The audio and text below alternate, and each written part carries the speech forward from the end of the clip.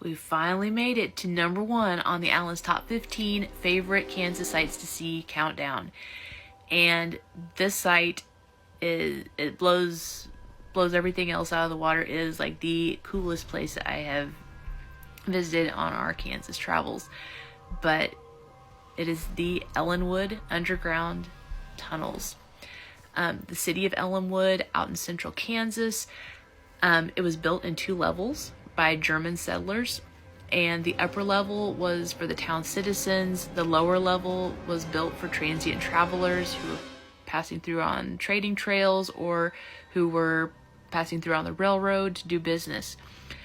These transients were not like the type of people that you would want mixing with your general population.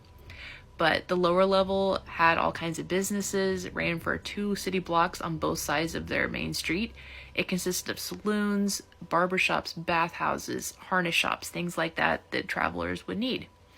Eventually, the railroad slowed, the cattle trade slowed, shops went out of business, and the tunnels were later used as storage for the city's coal supply. It was later a refuge for German immigrants during World War I. And then eventually, during Prohibition, it was a place to sell bootleg alcohol.